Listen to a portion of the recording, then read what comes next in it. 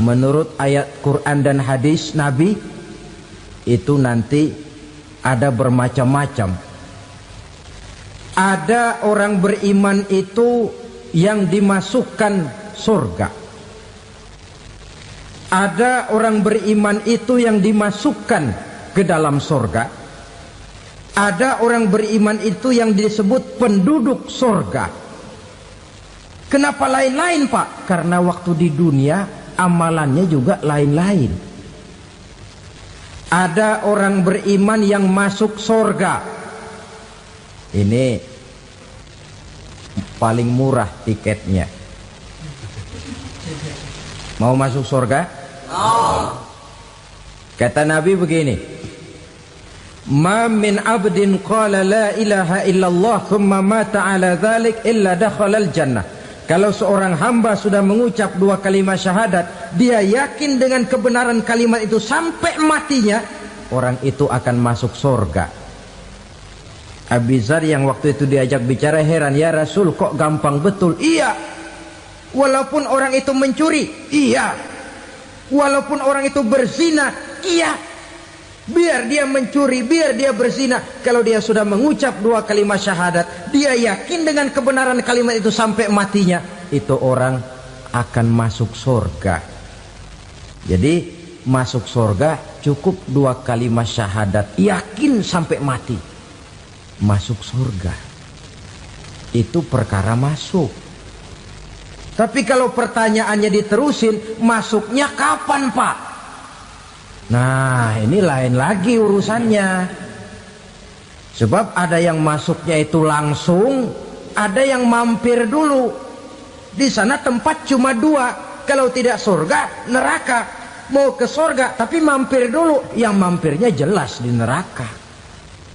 Kenapa? Dalam hadis qudsi ada riwayat, nanti itu di akhirat, setelah Allah selesai mengatur penduduk surga masuk surga, yang neraka masuk neraka, Allah berkata kepada malaikat Malik, malaikat Malik, labaik ya Allah, itu bajingan-bajingan tengik, manusia-manusia durjana yang waktu di dunia tidak mau sujud, jauh dari ulama, gemar melakukan yang munkarat dan maksiat, hidup di tengah masyarakat selalu jadi bibit keonaran, kufur, sudah masuk neraka semua.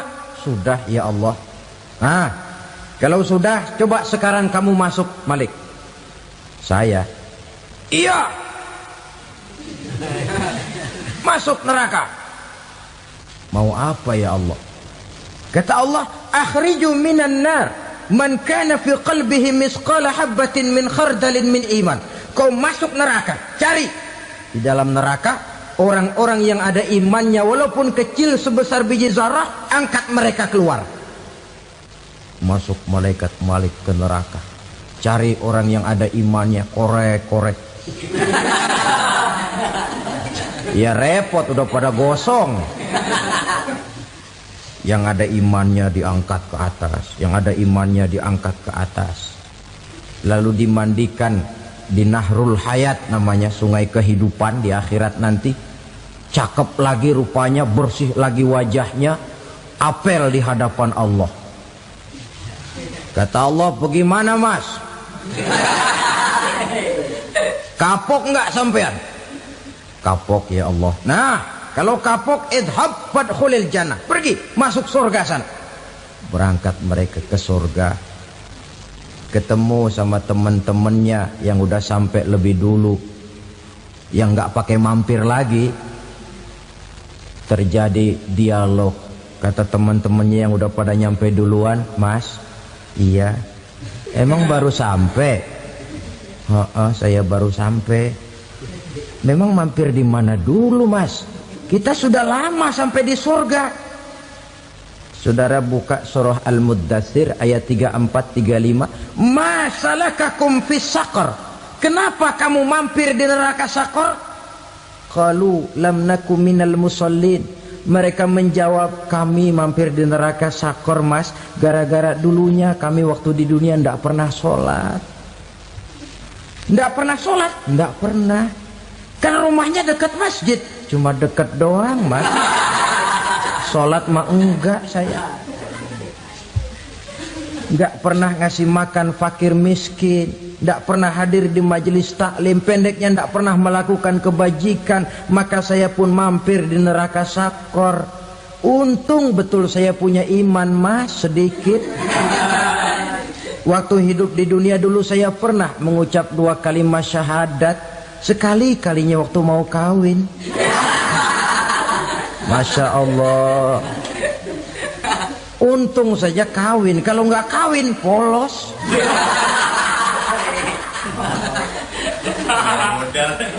Itu juga pengulu sudah setengah mati ngajarin. Asyhadu alla, asyaduaan, asyaduaan.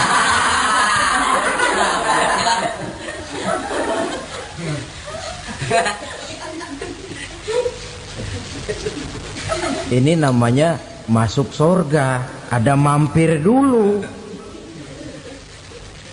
Ada pula orang mukmin itu yang dimasukkan surga. Namanya dimasukkan kan terima beres. Saya masuk ke rumah, jalan sendiri, cari tempat sendiri. Saya dimasukkan ke dalam rumah, terima beres. Pokok ada di dalam, itu dimasukkan namanya. Nggak pakai mampir. Tapi tentu tiketnya lebih mahal ketimbang yang pertama tadi. Apa kata Allah? Innal ladzina amanu wa amilus salihat la ukaffiranna anhum sayyi'atihim wa la udkhilannahum jannah. Sesungguhnya orang-orang yang beriman kemudian beramal soleh, kami hapuskan segala dosa dan kesalahannya, kami masukkan mereka ke dalam surga.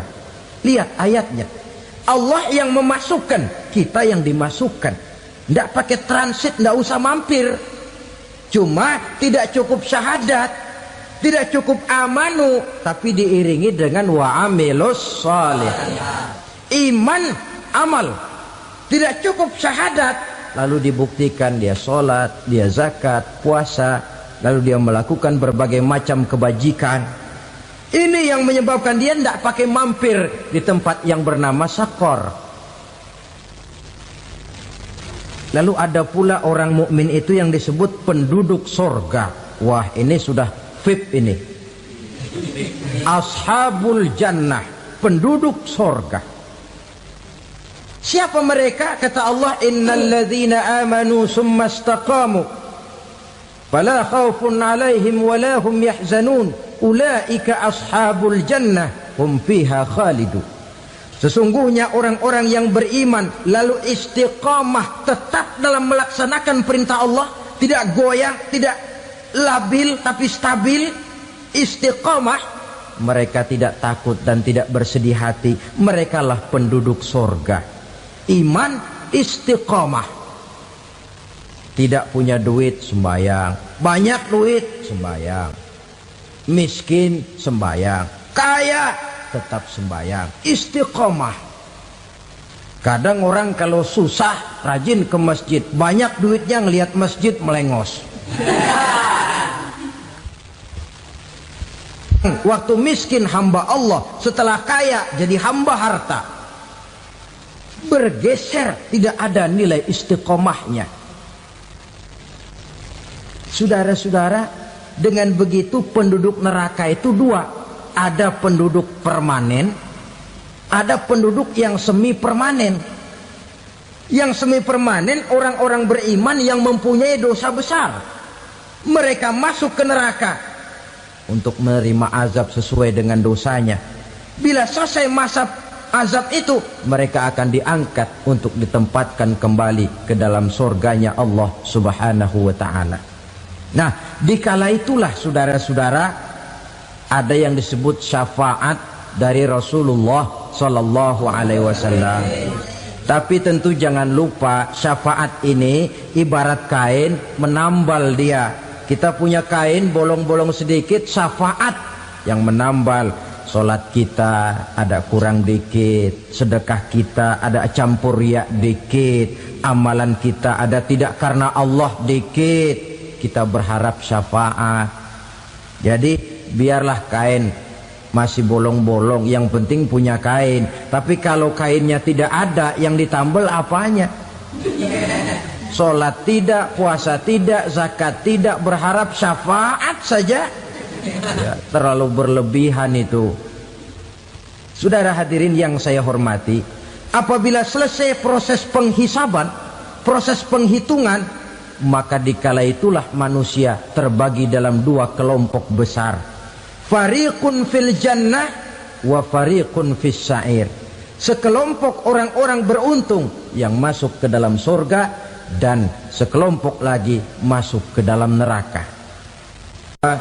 Ibu-ibu, saudara-saudara kaum muslimin rahimakumullah. Pada pertemuan yang lalu sudah saya jelaskan bahwa hidup selalu berakhir dengan kematian. Apabila datang kematian menimpa seseorang, datanglah kiamat baginya. Itu yang disebut dengan kiamat kecil. Hakikatnya mati adalah perpindahan dari kehidupan di dunia ini menuju kehidupan di alam barzakh. Menunggu kita di alam barzakh sampai datangnya saat kiamat. Entah 10 tahun, entah 100 tahun, entah 1000 tahun, hanya Allah saja yang maha tahu. Adapun orang-orang beriman yang melakukan amal kebajikan dalam kehidupan di dunia ini, masa penantian yang lama di alam barzakh buat mereka sebentar saja. Tetapi bagi orang-orang kafir yang ingkar, yang tidak beriman kepada Allah, yang hidup di dunia cuma menumpuk-numpuk dosa, tentu penantian di alam barzakh akan merupakan waktu yang sangat lama. Bukankah dalam kehidupan kita waktu itu memang relatif? Contoh misalnya, bagi pemuda-pemudi yang sedang duduk asyik memadu cinta, waktu 4-5 jam saja rasanya cuma 4-5 menit. Tenggelam oleh keasikan. Tapi buat orang yang berbaring di rumah sakit, meratap di balik-balik apa itu tembok derita kata lagu, di balik dinding-dinding penjara, sehari bagai seminggu, seminggu rasa sebulan, sebulan boleh jadi rasa setahun. Penantian yang sangat lama. Kapan kiamat itu akan datang? Ini rahasia Allah. Jangankan kita yang orang awam, baginda Nabi sendiri tidak diberitahu oleh Allah kapan kiamat itu akan terjadi. Tetapi sungguh pun demikian, banyak hadis-hadis yang menjelaskan ciri atau tanda-tanda datangnya kiamat. Nah, kalau sudah bicara soal tanda, tanda kiamat itu ada dua. Pertama yang disebut alamatus sughra, tanda-tanda kecil. Ini waktunya masih ada tenggang. Ada yang dinamakan alamatul kubra, tanda-tanda besar. Artinya kiamat sudah diambang pintu. Apa tanda-tanda kecil dari datangnya hari kiamat itu? Misalnya kata Nabi, apabila ilmu sudah diangkat oleh Allah, artinya apabila ulama sudah banyak wafat, minat orang belajar agama berkurang, lalu kebodohan nampak merajalela di mana-mana, zina dikerjakan secara terbuka, minuman-minuman keras jadi kebanggaan, itu termasuk di antara tanda-tanda kecil terjadinya hari kiamat. Apalagi misalnya iza waladatil ammatu rabbataha, apabila budak sudah melahirkan tuan. Apa maksudnya? Ada yang mentafsirkan apabila anak sudah bisa membudaki orang tuanya. Orang tua yang melahirkan dia, yang membesarkan dia, demi setelah si anak besar jadi orang berpangkat, bertitel, berharta, berkedudukan, jadilah orang tua itu budaknya. Sehingga sering dibilang kalau orang tua kaya, anak jadi raja. Tapi kalau anak yang kaya, orang tua sering jadi budak. Apalagi munculnya fitnah yang bergelombang, timbul perang antara dua bangsa yang besar, waktu berjalan terasa sangat pendek sekali. Itu merupakan tanda di antara tanda-tanda kiamat. Termasuk di dalamnya sulit membedakan mana laki, mana perempuan. Kan kalau tanda-tanda kayak begini sekarang sudah banyak kita lihat kan? Ulama banyak wafat, penggantinya sulit. Zina dikerjakan berterang-terangan, minuman keras jadi kebanggaan,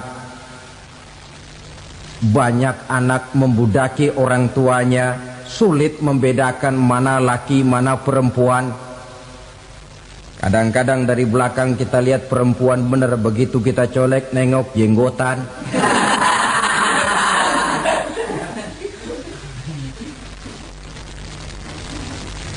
Ini termasuk tanda-tanda kecil. Masih ada tenggang sampai akan terjadinya kiamat itu. Nah, yang dimaksud dengan tanda-tanda besar, ini tanda besar artinya kiamat sudah diambang pintu. Pertama, matahari terbit dari sebelah barat. Apabila matahari sudah terbit dari arah sebelah barat, tertutuplah sudah pintu taubat. Bersabda Nabi kita, la taqumus sa'atu hatta tatlu'a syamsu min maghribiha. Tidak akan datang hari kiamat sampai matahari terbit dari arah sebelah barat. Fa iza tala'at, manakala matahari telah terbit dari arah sebelah barat, wara'ahan nasu, manusia banyak menyaksikan itu, amanu ajma'un, mereka pun lalu beriman. Yang tadinya kafir, yang tadinya ingkar, yang tadinya membangkang, setelah melihat matahari terbit dari sebelah barat, buru-buru beriman, berlomba-lomba mengucap dua kalimat syahadat. Tapi apa yang terjadi? Kata Nabi, wadzalika hina la yanfa'u nafsan imanuha lam takun amanat min qabl. Hari itu adalah hari yang iman sudah tidak berguna lagi bagi seseorang apabila sebelumnya memang dia tidak pernah beriman. Au kasabat fi imaniha khaira, atau beriman tetapi tidak pernah melakukan kebajikan di dalam keimanannya itu. Hari yang sudah kasib, hari yang sudah terlambat, beriman tidak akan ada gunanya lagi. Ini pelajaran buat kita. Sebelum sang surya terbit dari sebelah barat, sebelum nafas sampai di tenggorokan, artinya pintu taubat masih terbuka. Kalau dua hal itu sudah terwujud, nafas sudah sampai di kerongkongan atau matahari sudah terbit dari arah sebelah barat, tertutuplah sudah pintu taubat. Tak ada lagi gunanya pangkat, jabatan, harta, bahkan beriman pun dalam suasana macam itu. Too late, kata orang Kulon. Sudah terlambat. Matahari terbit dari arah sebelah barat. Itu tanda besar, artinya kiamat sudah diambang pintu. Lalu apalagi tanda besar? Munculnya Dajjal. Dajjal artinya pendusta-pendusta yang menyesatkan manusia. Ada dua macam Dajjal, saudara. Ada Dajjal kecil. Ini Dajjal kelas teri. Kalau ini sejak zaman Rasulullah sudah ada itu. Tiap zaman ada. Di zaman Rasulullah misalnya ada yang bernama Aswad al-Unsi dari Yaman. Ada yang namanya Musailamah Al-Kazzab dari Yamamah. Ada yang namanya Ibnu Sayyad dari Madinah. Ini dajjal-dajjal di zaman Rasul. Musailamatul Kazzab memproklamirkan diri jadi nabi dia. Di zaman Rasul masih hidup. Ini dajjal zaman Nabi. Di zaman sahabat muncul dajjal-dajjal. Di zaman kita sekarang ini dajjal-dajjal pun gentayangan. Dajjal-dajjal kelas teri. Kerjanya mendustakan manusia, menyesatkan manusia, memalingkan manusia dari jalan yang benar dan diridhoi oleh Allah Subhanahu wa taala. Adapun yang merupakan tanda besar dari datangnya kiamat, dajjal-dajjal kelas kakap. Pembohong-pembohong besar yang menyesatkan masyarakat manusia berpaling dari jalan Allah mengikuti jalan mereka. Apa sih ciri dajjal itu? Kata Nabi dalam hadis Bukhari Muslim, inna dajjala, sesungguhnya yang namanya dajjal itu yakhruju, satu saat akan muncul mendekati hari kiamat. Wa inna ma'ahu ma'an, si dajjal ini membawa air. Wa naran, dan juga membawa api. Dua simbol. Di tangan yang satu dia bawa air, di tangan yang satu dia bawa api. Wa ammal ladzi yarahu an-nasu ma'an fanarun, adapun yang orang banyak lihat air, hakikatnya adalah api. Yang dilihat api, hakikatnya adalah air. Oleh sebab itu, kalau api yang ditawarkan, ambillah air. Kalau air yang ditawarkan, pilihlah api. Maksudnya apa ini? Ini bahasa simbol, saudara-saudara. Dajjal bicaranya seolah-olah untuk kepentingan manusia. Menawarkan surga. Surga yang dia tawarkan hakikatnya neraka. Hai manusia, kalau kau mau bahagia, jangan dekat-dekat dengan agama. Solat itu tidak efektif dan efisien, tidak produktif dari segi ekonomi itu. Menghadiri majelis taklim cuma buang-buang waktu. Tahajud, tasbih, tahlil, baca Quran, apa itu? Pekerjaan mubazir saja. Hidup ini cuma sekali, masa yang cuma sekali, manfaatkan dengan sebaik-baiknya. Mumpung, dibawanya sifat mumpung tetapi dalam pengertian yang sangat negatif. Bicaranya seolah-olah untuk kepentingan manusia, tetapi sebenarnya menjerumuskan manusia. Menawarkan air tapi sebenarnya api. Menawarkan api tapi hakikatnya air. Buat apa kamu sholat? Buat apa kamu bayar zakat? Buat apa kamu puasa? Surga yang dicanangkan dajjal hakikatnya neraka. Neraka yang digambarkan dajjal pada dasarnya adalah surga. Jadi memutarbalikkan fakta itu kerjaan dajjal. Yang hak jadi batil, yang batil dibilang hak, yang benar jadi salah, yang salah malah jadi benar. Tuntunan disuruh jadi tontonan, tontonan malah menjadi tuntunan. Itu pekerjaan dajjal profesinya. Zamannya Nabi Adam, dajjalnya kan iblis. Betul? Betul. Apa sih gang kerayuan iblis itu? Allah setelah menciptakan Nabi Adam kan bilang, Adam, kau dan istrimu Hawa tinggal di surga ini. Seluruh fasilitas yang ada di surga persilahkan kau nikmati. Satu yang tidak boleh, jangan coba-coba dekati pohon khuldi. Dekat saja jangan, apalagi sampai memetiknya. Datang dajjal yang namanya iblis ini. Adam, kamu tahu nggak kenapa tidak boleh makan buah khuldi? Ya nggak tahu, pokoknya saya dilarang. Bodoh kamu Dam. Khuldun artinya kekal. Kalau kamu makan itu buah, kau akan kekal di surga buat selamanya. Allah tidak kepengen, maka dilarang kamu makan buah khuldi. Kalau kau ingin kekal di surga Adam, makan saja. Saya bicara begini ini untuk kepentingan kamu Adam. Ini kan ciri-ciri Dajjal. Bicaranya sih seolah-olah untuk kepentingan Nabi Adam, hakikat sebenarnya menjerumuskan Nabi Adam supaya ingkar dan melanggar larangan dari Allah Subhanahu wa ta'ala. Jadi setelah muncul Dajjal, timbul kekacauan-kekacauan di masyarakat. Banyak yang terpengaruh, terpedaya dan terpesona.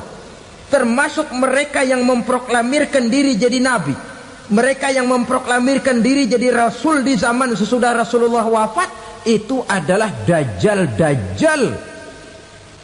Maka saya ingatkan, kalau di zaman kita sekarang ini ada orang ngaku jadi nabi, ada orang ngaku jadi rasul, biar bahasa Arabnya kental, Quran hafal, hadis ribuan hadis hafal, biar pakai serban sampai menyengser ke tanah, bahasa Arabnya fasih, tapi dia mengaku jadi nabi, jadi rasul, kita umat Islam wajib tidak percaya. Wajib untuk tidak percaya. Itulah Dajjal zaman kita sekarang ini. Tidak mustahil mereka datang mempengaruhi orang awam supaya berpaling dari Rasulullah, mengikuti mereka. Nah, di akhir zaman nanti, mendekati hari kiamat, Dajjal ini muncul. Dajjal kelas kakap, menyesatkan masyarakat manusia untuk berpaling dari Islam, mengikuti seruan mereka. Apalagi di antara datangnya kiamat itu, tanda yang besar itu, turunnya Nabiullah Isa Al-Masih, putra Maryam. Menurut berbagai hadis yang sahih, Nabi Isa Al-Masih nanti akan turun lagi. Tidak membawa risalah yang baru, tapi meluruskan risalah Islam ini yang telah banyak ditinggalkan oleh masyarakat. Bahkan ada hadis menjelaskan beliau akan membunuh Nabi, mematahkan kayu-kayu salib, lalu melaksanakan haji dan umrah mengikuti syariat Nabi Muhammad, bukan membawa agama baru.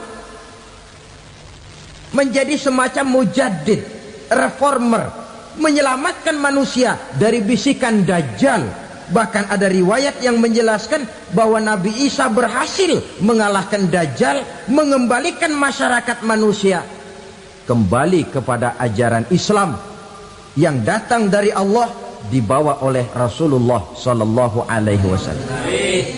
Dengan kata lain, turunnya Nabi Isa bukan sebagai nabi dan rasul baru, tetapi mengikuti syariat Nabi kita Muhammad sallallahu alaihi wasallam. Saudara hadirin, ibu-ibu hadirat yang saya hormati, kemudian apalagi di antara tanda-tanda besar akan datangnya kiamat itu? Keluarnya asap atau awan. Kata Nabi, inna min asrati sa'ah dukhanan yamla'u ma bainal masyriqi wal maghrib. Di antara tanda-tanda kiamat, munculnya awan antara langit dan bumi. Ini pun diperkuat dalam surah Ad-Dukhan ayat 10. Fartaqib yauma ta'tis sama bidukhanin mubin fayughshan nas hadza azabun alim. Bagi orang-orang yang beriman, mereka biasa-biasa saja. Tapi bagi orang kufur, datangnya asap dan awan ini merupakan azab yang kelewat pedih. Barangkali sedikit mendekati gambaran tentang azab yang pedih ini, saya ingatkan alam pikiran kita kepada peristiwa yang belum lama terjadi. Pernah dengar berita bocornya reaktor nuklir di Chernobyl, Uni Soviet? Pernah dengar? Nah, bocornya reaktor nuklir di Chernobyl yang mengakibatkan ratusan bahkan sangat mungkin ribuan nyawa. Cuma satu reaktor. Bagaimana kalau seluruh cadangan nuklir yang dimiliki oleh para negara adikuasa ini diledakkan? Bahkan yang konon menurut catatan cadangan nuklir yang dimiliki bersama oleh Amerika dan Rusia sekarang ini sudah sanggup memusnahkan 6 miliar manusia, 1,5 kali lebih banyak dari jumlah manusia yang nongkrong di permukaan bumi ini. Saudara-saudara hadirin yang saya hormati, lalu saat mendekati hari kiamat, apalagi tandanya? Setelah Nabi Isa wafat, pada saat turunnya yang kedua kali, lalu Allah meniupkan angin sejuk. Semua orang-orang beriman, orang-orang baik wafat, sehingga penghuni bumi ini cuma tinggal lagi terdiri dari orang-orang kafir. Tidak ada lagi di bumi ini yang bisa mengucapkan Allah. Sehingga dalam hadis qudsi itu ada keterangan, innallaha azza wa jalla yaqulu li Israfil. Allah pernah pesan kepada malaikat Israfil, kata Allah, Israfil, idza sami'ta qailan yaqul Allah Allah fa akhirin nafakh 40 sanatan ikraman liqailiha. Hai Israfil, apabila kau dengar di permukaan bumi masih banyak orang yang mengucapkan Allah Allah, maka tunda sangkakala kiamat itu 40 tahun. Untuk apa? Ikraman liqailiha, menghormati orang yang mengucapkan Allah Allah itu. Wah, jadi karena sekarang masih banyak yang mengucapkan Allah, besar hatilah kita, masih jauh kiamat itu. Tapi jangan lupa, kiamat pribadi, kiamat kecil itu yang gak kita sangka-sangka. Ajal datang mencabut nyawa, itu kiamat pribadi, dan itu yang pasti kita hadapi, dan itu yang membuat kita tidak boleh bersikap main-main di dalam kehidupan sekarang ini. Saudara hadirin yang saya hormati, tidak ada lagi orang-orang muslim. Seluruh penduduk dunia ini kafir. Lalu terciptalah struktur sosial yang berlandaskan prinsip hidup semau gue. Bakal terjadilah prinsip di mana yang kaya menyantap yang miskin, yang kuat menindas yang lemah. Hidup sudah bagaikan di rimba belantara, berlaku hukum rimba, siapa yang kuat dia yang menang, siapa yang lemah menjadi mangsa. Timbul kekacauan, maksiat merajalela, munkarat menjadi-jadi, sehingga isi bumi ini penuh dengan segala macam perbuatan dosa. Tidak ada perlunya lagi alam diperpanjang temponya. Datang saat yang sudah dijanjikan oleh Allah Azza wa Jalla, maka terjadilah yang disebut kiamat kubra, kiamat besar, kiamat ancur-ancuran. Bagaimana kejadian ini dimulai? Dalam surah Az-Zumar ayat 68, Allah subhanahu wa ta'ala berfirman, wa nufikha fis suri fasa'iqa man fis samawati wa man fil ardi illa man sya'allahu. Maka manakala ditiuplah sangkakala, terkejutlah seluruh yang ada di langit dan seluruh yang ada di bumi. Bila saat kiamat datang, Allah perintah malaikat Israfil, Israfil, tiup sangkakalamu. Ditiuplah sangkakala oleh malaikat Israfil. Yang akibat daripada tiupan itu, seluruh yang ada di langit, seluruh yang ada di permukaan bumi terkejut. Yang ada di langit siapa? Malaikat kan. Bayangin aja kalau malaikat kaget, apalagi kita.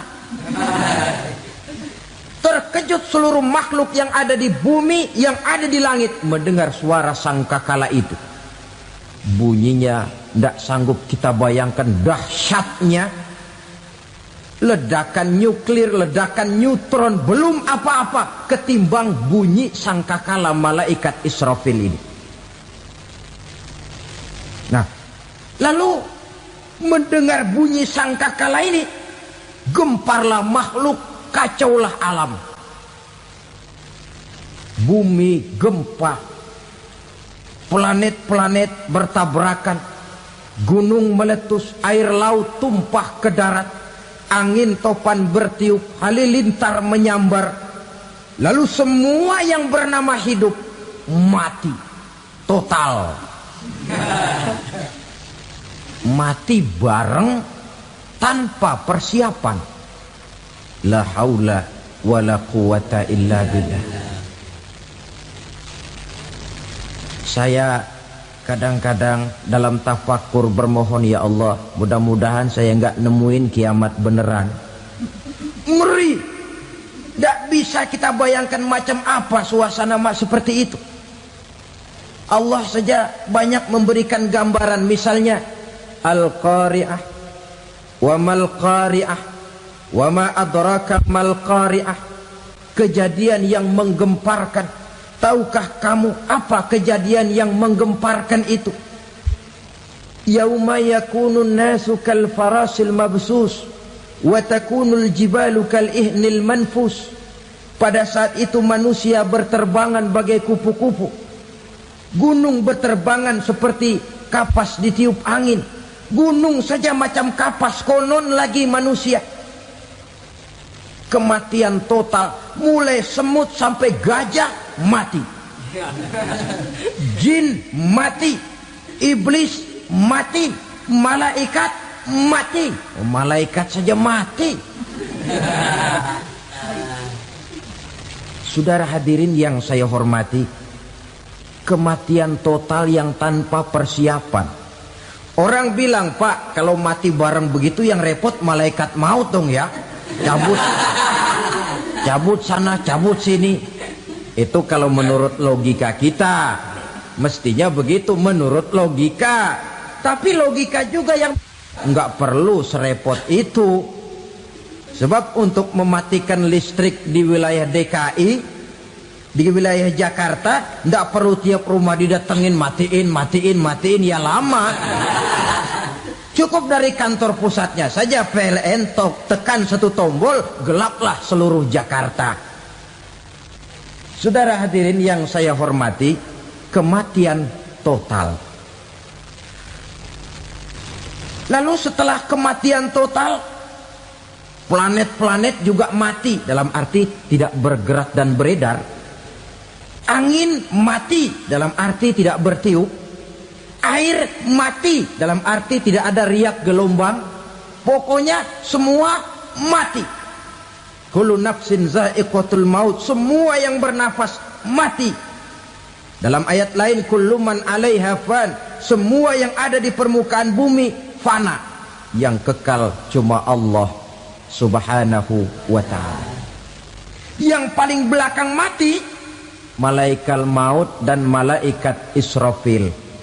Tapi mati juga sesuai dengan janji Allah. 10 lamanya. Tidak dijelaskan oleh Abi Hurairah 40 jam, apa 40 hari, apa 40 tahun. Hadis-hadis cuma menyebutkan 40 saja. Sunyi alam, yang tinggal cuma Allah saja lagi.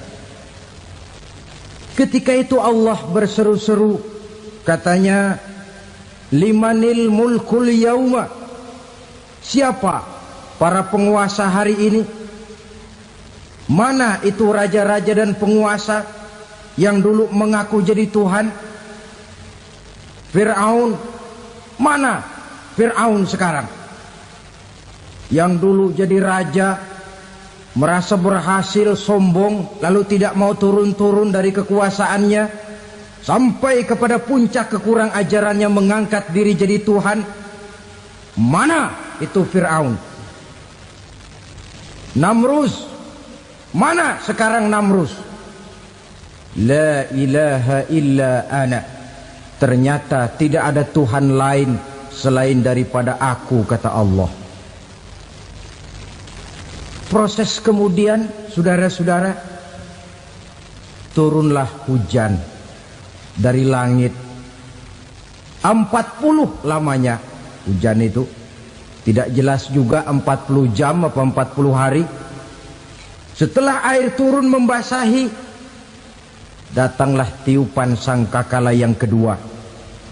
Semua yang bernama mati bangkit dari kuburnya masing-masing. Ini yang disebut Yaumul Ba'thi, hari kebangkitan. Allahu Akbar. Pada saat kita bangkit dari kubur kita masing-masing, kumpul di padang mahsyar namanya. Bayangin aja, saya sendiri nggak sanggup bayangin. Manusia sejak zaman Adam sampai zaman kiamat kumpul bareng di tempat sama. Berapa banyaknya itu?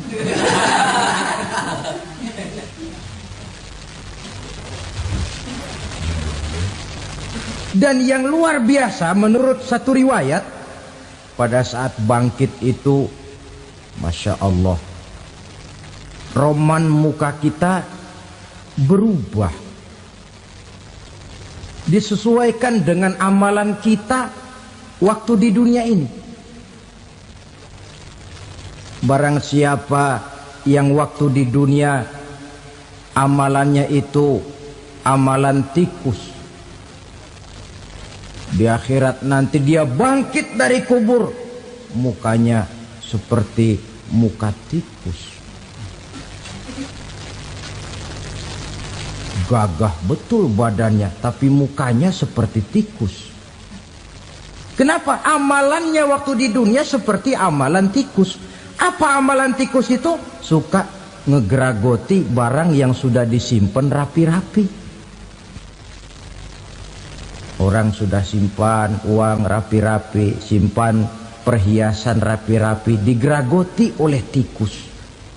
Maling-maling, pencoleng-pencoleng, koruptor-koruptor. Itu nanti di akhirat nanti kita lihat mukanya seperti muka tikus.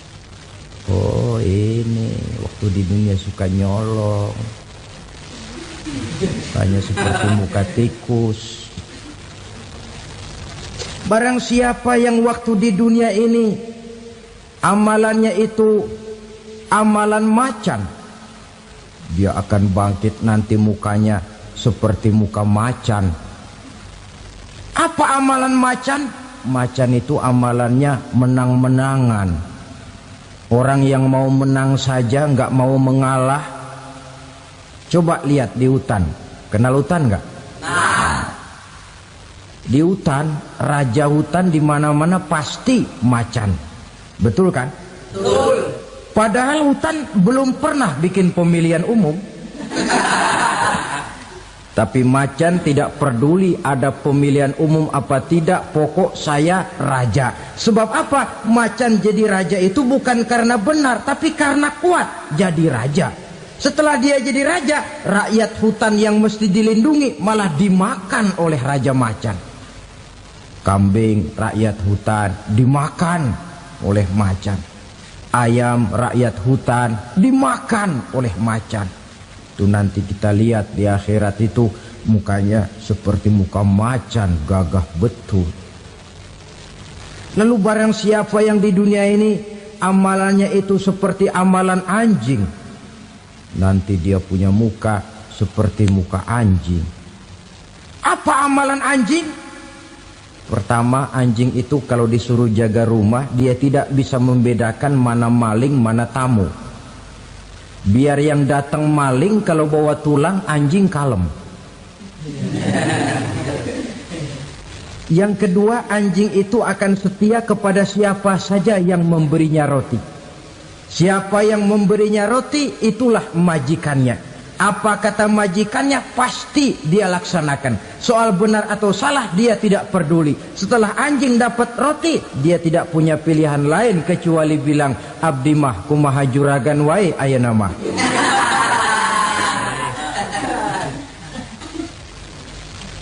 Saudara hadirin yang saya hormati, berkumpul di padang mahsyar, tiap orang sibuk dengan persoalannya masing-masing. Matahari waktu itu didekatkan oleh Allah. Panas luar biasa. Ada yang saking panasnya itu mencucurkan peluh keringat sampai sebatas mata kakinya. Ada yang keringatnya sampai sedengkulnya. Ada yang keringatnya sampai sepusatnya. Ada yang keringatnya mengalir sampai sebahunya. Ada yang kelelap oleh keringatnya sendiri, sementara orang di sampingnya nggak apa-apa. Bergantung lagi amalan dia waktu di dunia ini. Saudara-saudara, sebagian orang dalam kepanikan padang mahsyar berombong-rombong datang mereka menghadap Nabi Adam. Ya Adam, anta abal bashar. Hai Adam, Tuhan adalah bapak moyang manusia. Kami sebentar lagi akan disidang, dimintakan pertanggungan jawab. Tolonglah kami, hai Adam. Kata Nabi Adam, jangankan nolongin sampean, saya sendiri tanggung jawab di hadapan Allah ketika dulu tidak boleh makan khuldi, saya serobot. Sudahlah, urus diri masing-masing saja, nafsi. Begitu kata Nabi Nuh, begitu kata Nabi Ibrahim. Tiap orang bertanggung jawab sendiri-sendiri. Ketika itulah saudara-saudara, nikmatnya menjadi umat Nabi besar Muhammad sallallahu alaihi wasallam. Sebab apa? Walaupun menurut abjad kita ini umat paling belakang, paling belakang kita ini toh, karena Nabi Muhammad adalah Nabi akhir, tapi akan dihisap lebih dulu, lewat di atas sirat lebih dulu, masuk surga lebih dahulu ketimbang umat-umat belakangan. Ketika Rasul mendekati ajal, beliau tanyakan itu kepada malaikat Jibril. Malaikat Jibril berkata, Muhammad jangan khawatir, Allah sudah berjanji, inni haramtul jannata ala sairil anbiya hatta tadkhulaha anta wa haramtuha ala sairil umami hatta tadkhulaha ummatuka. Surga aku haramkan buat seluruh nabi kecuali kalau engkau Muhammad sudah masuk ke dalamnya, dan surga aku haramkan buat seluruh umat kecuali kalau umatmu Muhammad sudah masuk ke dalamnya. Logikanya, walaupun menurut abjad kita umat paling belakang, bakal dihisap paling dulu, lewat di atas sirat paling dulu, masuk surga paling dulu, kalau mampir ke neraka juga paling dulu. Ya resiko. Jangan mau enaknya aja paling dulu. Saudara hadirin yang saya hormati,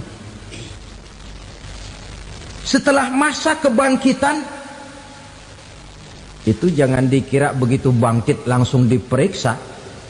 Masih menunggu menanti ribuan tahun perhitungan padang mahsyar untuk sampai kepada proses yang disebut yaumul hisab, hari perhitungan.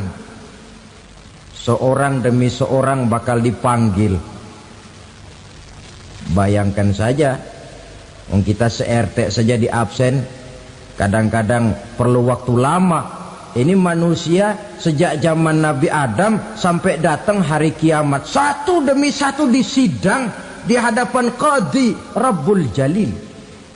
Status sosial copot sudah waktu itu. Yang pernah jadi hartawan di situ tidak lagi kelihatan kehartawanannya. Yang pernah jadi jenderal tidak lagi dipanggil jenderalnya. Yang ustadz tidak lagi dipanggil al-mukarramnya. Seluruh status sosial selesai. Dipanggillah kita seorang demi seorang menghadap Qadhi Rabbul Jalil. Bagaimana proses penghisaban itu? Pertama, proses tanya jawab.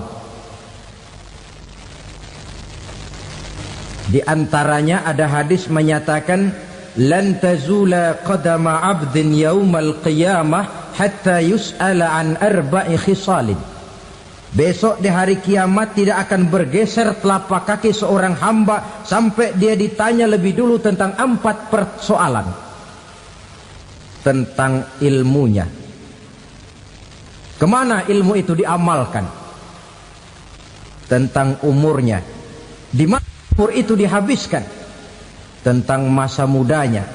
Kemana masa muda itu dipakai? tentang hartanya, dari mana harta itu didapat dan kemana harta itu dibelanjakan. Ini termasuk proses tanya jawab. Jadi kalau istilah pengadilan dunia, nama Fulan bin Fulan. Kamu waktu di dunia diberikan umur panjang untuk apa? Pernah mengalami masa muda, kemana kau habiskan masa remajamu?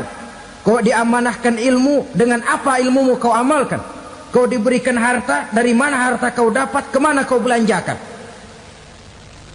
Tak seorang pun yang bisa mungkir. Sebab apa? Dikala itu yang menjadi saksi bukan orang. Yang menjadi saksi adalah seluruh anggota badan kita. Tangan bicara, kaki jadi saksi terhadap seluruh amalan yang pernah kita kerjakan pada saat kehidupan di alam dunia ini. Selesai proses tanya jawab, lalu diperlihatkan buku catatan kita waktu hidup di dunia ini. Jangan lupa Allah itu menyiapkan 2 superkomputer kepada kita. Sebelah ditempelin sebelah kanan, yang sebelah tempelin di sebelah kiri.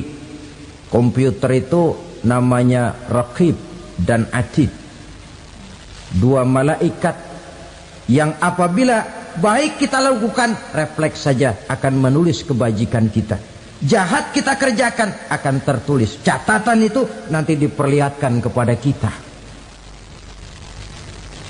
Waduh, alangkah malunya pada saat diperlihatkan catatan kita, buku rapot kita merah melulu. Barangkali diperiksa sambil diomelin, brengsek lo. Buku merah melulu begini, bagaimana waktu hidup di dunia? Tidak cukup diperlihatkan buku catatan kehidupan, rekaman kehidupan.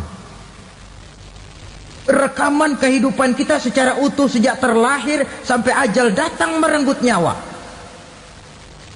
Barangkali mirip dengan video sekarang ini, di mana terekam dengan baik seluruh kegiatan kita, sejak yang sekecil-kecilnya sampai kepada yang sebesar-besarnya.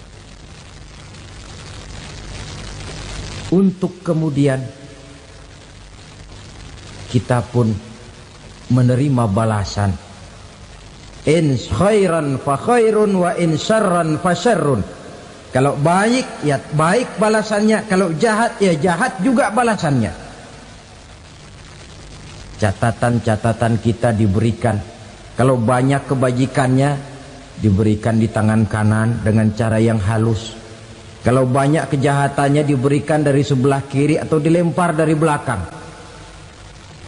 Itulah sebabnya sejak di dunia ini kita sudah mohon kepada Allah. Ketika berwudu membasuh tangan kanan, apa kita bilang? Allahumma a'tini kitabi biyamini wa hasibni hisaban yasira. Ya Allah, berikan saya kitab di tangan kanan, dan kalau saya memang perlu dihisap, hisaplah saya yang seringan-ringannya. Tangan kiri berlindung kita kepada Allah, jangan sampai diberikan kitab di tangan kiri atau dari arah sebelah belakang. Wa a'udzubika an tu'tiya kitabi bishimali aw min wara'i zuhri, dari arah sebelah belakang. Na'udzubillah min dzalik. Setelah selesai lewat proses penghisaban, lewat mizan, timbangan, maka yang sudah selesai dihisab itu bergeraklah menuju sirat, jembatan yang terbentang menuju surga melalui neraka.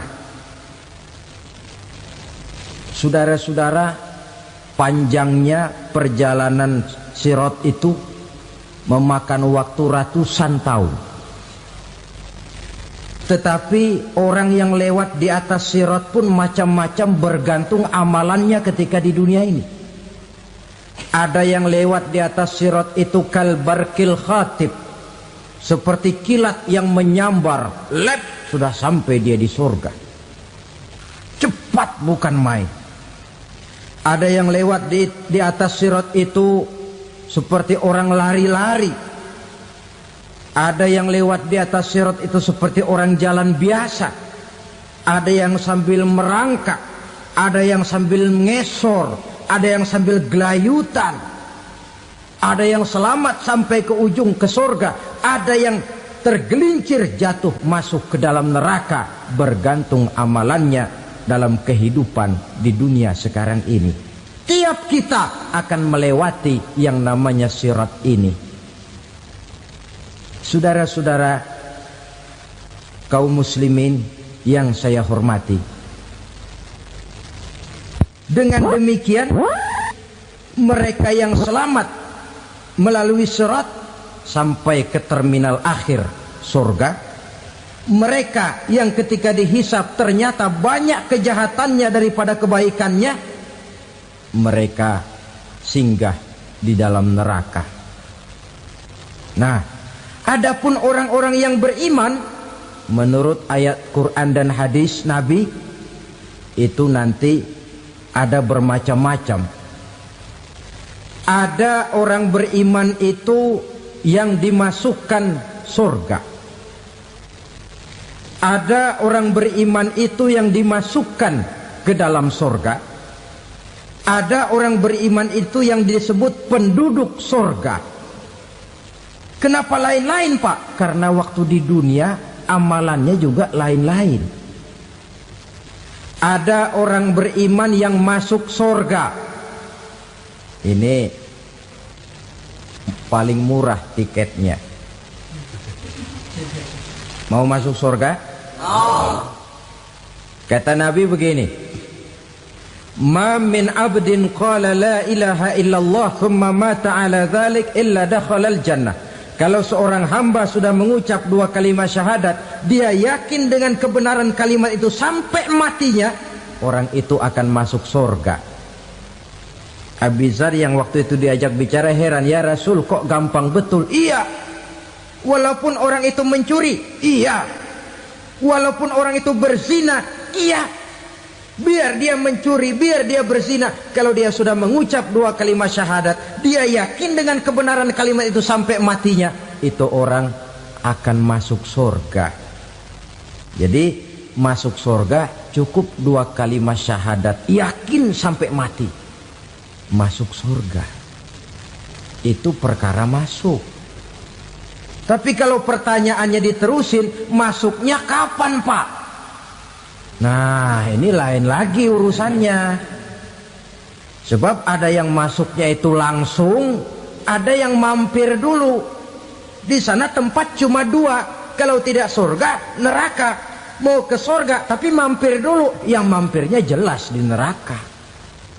Kenapa? Dalam hadis qudsi ada riwayat, nanti itu di akhirat, setelah Allah selesai mengatur penduduk surga masuk surga, yang neraka masuk neraka, Allah berkata kepada malaikat Malik, malaikat Malik, labaik ya Allah, itu bajingan-bajingan tengik, manusia-manusia durjana yang waktu di dunia tidak mau sujud, jauh dari ulama, gemar melakukan yang munkarat dan maksiat, hidup di tengah masyarakat selalu jadi bibit keonaran, kufur, sudah masuk neraka semua. Sudah ya Allah. Nah, kalau sudah, coba sekarang kamu masuk, Malik. Saya, iya, masuk neraka. Mau apa ya Allah? Kata Allah, akhriju minan nar man kana fi qalbihi misqala habatin min khardalin min iman. Kau masuk neraka, cari di dalam neraka orang-orang yang ada imannya walaupun kecil sebesar biji zarah, angkat mereka keluar. Masuk malaikat Malik ke neraka, cari orang yang ada imannya, korek-korek. Ya repot, udah pada gosong. Yang ada imannya diangkat ke atas, yang ada imannya diangkat ke atas, lalu dimandikan di Nahrul Hayat, namanya sungai kehidupan di akhirat nanti. Cakep lagi rupanya, bersih lagi wajahnya, apel di hadapan Allah. Kata Allah, bagaimana mas? Kapok nggak sampean?